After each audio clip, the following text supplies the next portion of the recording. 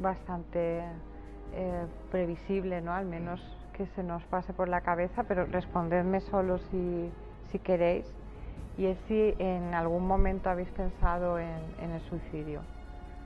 Yo personalmente no, al contrario, yo en mi afán de querer saber la verdad. Claro, porque eso es fuerza. inevitable, ¿no? Planteárselo, porque hay personas pues que les gustaría vivir muchos años y por desgracia mueren, pero y hay otros pues que... Yo creo que eso va en la naturaleza de cada persona, pero no ya porque tengas una discapacidad. No, puede sino ser. Según cómo tengas tu mente. Claro. Entonces si eres una persona débil, pues te puede llevar a pensar en el suicidio, pero yo creo que nosotros por naturaleza, todos o la mayoría, somos de naturaleza fuerte y luchadores. Y eso yo creo que nos hace luchar y luchar. Y lo que menos es... Claro, es que no es el cuerpo, es la mente, claro, ¿no? Y yo creo que ese es el lado opuesto al tema del suicidio, es lo que yo pienso. Pues tenía una pregunta para Rafa, en especial para él, porque yo siempre lo he visto pues muy combativo con estos temas. No quiero decir que los demás no lo hayan sido, pero es, no sé, una pregunta bastante ingenua, ¿no? De estas de pide 3 deseos o de los cuentos de hadas. ¿Cómo te gustaría que fuera este país? Puestos a pedir, ¿no?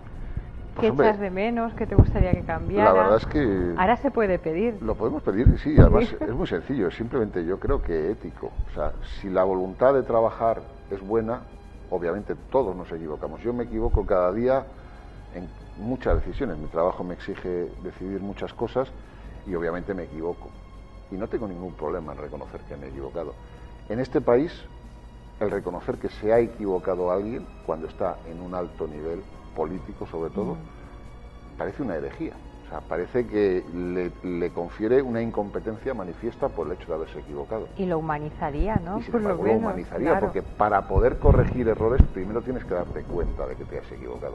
Cuando lo que quieres es tapar el error, lo que haces es crear un cúmulo de errores y crear un estado de errores. Claro. Porque claro, al fin y al cabo, todo el mundo sabe que te has equivocado y todo el mundo sabe que no quieres que se sepa que te has equivocado.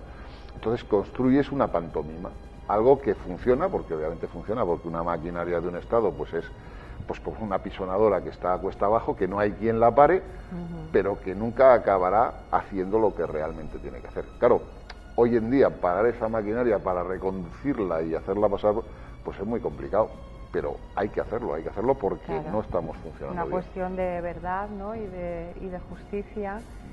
Y otra cuestión, además, para que sea actual, ¿no? Pues todo esto que estamos hablando, porque creo que está bien situarnos, ¿no?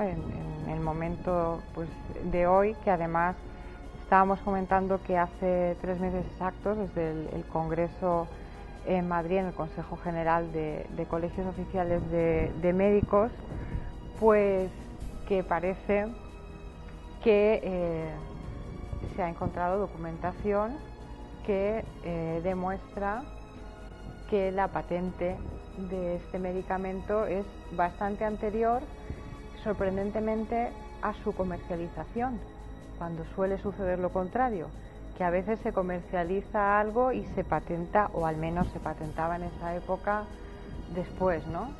Una vez vistos los efectos en la población. Entonces, ¿qué significa eso para las personas que no estén pues, del todo familiarizadas con este tema? Que un medicamento que en este país se prohibió 3 años después que en Alemania. O sea, cuando ya se sabía, que es lo que decía Ana, que es lo que convierte todo esto en más doloroso, cuando se sabían los efectos que estaba provocando. Y que ahora se retrotraiga una década más esa fecha. Pues eso pone al descubierto lo que es Vox Populi, lo que se sabe. Nosotros tenemos una línea abierta de investigación con los colaboradores que tenemos, colaboradoras en Alemania, 2 personas que nos ayudan mucho, y todo esto confirma pues la sospecha de que toda esta historia de la talidomida procede de un pasado nazi. Hasta ahora lo más antiguo que creo que había, Rafa, me parece que era lo de Nápoles en el año 49. Claro, y el hecho de que hayamos encontrado que registran el nombre comercial en el año 50 y la patente alemana en el 52 y en España en el 55, pues si os dais cuenta vamos retrocediendo en el tiempo hacia atrás. ¿En qué cabeza cabe registrar un medicamento hoy año 50, y ponerlo a la venta 9 años después? O sea, eso no tiene ningún sentido, ninguno. Y además era un medicamento que comercialmente fue un bombazo, claro, porque era la alternativa a los barbitúricos. Fue el medicamento más vendido junto con la aspirina en Alemania, época. claro. En Alemania y a nivel mundial. El que de hecho, si la talidomida no hubiera tenido el problema que tuvo, seguramente sería uno de los inventos más geniales de la historia de la medicina. Claro. O sea, pues la talidomida era un tranquilizante sin ningún efecto secundario y tenía montones de virtudes que podrían irse descubriendo después, pero claro, se paró en seco por esta historia. Si no, ya digo, hubiera sido pues un invento perfectamente comparable pues a la penicilina, al ácido acetilsalicílico, iba en esa línea. Claro, lo que pasa es que las pruebas de laboratorio tienen que ser absolutamente rigurosas. Hombre, evidentemente, ¿qué es lo que ocurría? Era tan importante introducirlo en el mercado por imaginar lo que supone que alguien te coma esa patente. Claro, otro laboratorio, por ejemplo. Era primordial eso, sacarlo adelante para que estuviera en el mercado cuanto antes. Entonces, su teoría de que ellos patentan un nombre comercial y que después lo sacan, eso no se asienta en ningún sitio, ¿no? Eso no tiene ningún fundamento. A ellos les interesaba ese descubrimiento. Nosotros, por varias vías de investigación, sabemos que procedía, como dice Pepe, de los campos de concentración. Lo que pasa es que, claro, Alemania perdió la guerra, entonces toda su tecnología adquirida en la Segunda Guerra Mundial la esconde y la oculta para que una vez que las aguas vuelvan a su cauce, poder renacer como además, poder industrial. Tenemos que pensar que el final de la Segunda Guerra Mundial supuso un impasse. Entonces, 4 años de posguerra en ese momento, claro, equivaldrían a mucho menos tiempo en un funcionamiento normal de un país. Pero ¿no? es que además los médicos que estuvieron trabajando en Auschwitz haciendo ensayos clínicos con judíos, formaron los parte del contrata Consejo Grunenthal. de Administración, sí. Los contrata Grunenthal, o sea, que es blanco y en botella. O sea.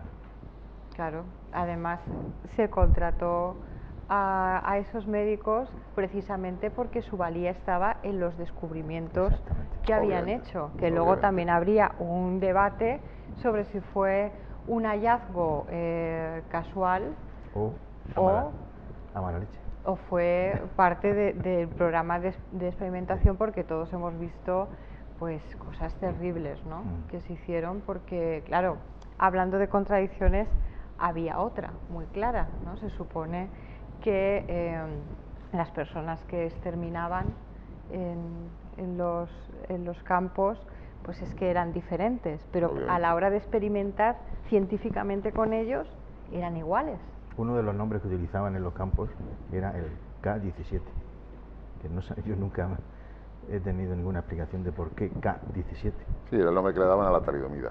Nosotros sí hemos encontrado documentación donde se referencia, la hemos intentado perseguir por diferentes campos de concentración, en Auschwitz, en Alemania, en Buchenwald, en Polonia, y sí, se aparecen las menciones, pero si existe la documentación está oculta. O sea, no, ayer mismo me llamó un periodista de una productora argentina que están haciendo un reportaje para Discovery Channel y Canal Historia, y están siguiendo también el rastro nazi de la talidomida en toda Latinoamérica. Y este hombre este periodista ya con Carlos Di Napoli en Auschwitz, y cuando fueron a grabar un documental que ya se emitió, observó que hay un pacto de silencio. En los archivos públicos de Auschwitz y en Polonia, que también hay, allí están los documentos, pero nadie ayuda, nadie da facilidades. Hay un pacto de silencio y nadie quiere hablar de ese tema. Con lo cual es posible que sospechosamente, supuestamente, Grunenthal haya sobornado para que nadie hable de esos archivos. Pero muchos documentales, incluso películas, ¿no? Hablando ya de ficción, por ejemplo, una serie de documentales se llama Persiguiendo a Hitler, que habla pues de todos los refugios que hubo en los Andes, y pienso por ejemplo en Walkondra, una película que habla de Mengele en Argentina y de la forma en que continuó con los experimentos allí. O sea, que el horror no se terminó con Auschwitz y hubo otras sedes del infierno pues después de la guerra, ¿no? Entonces pues parece que el nazismo no terminó cuando cuando nos contaron.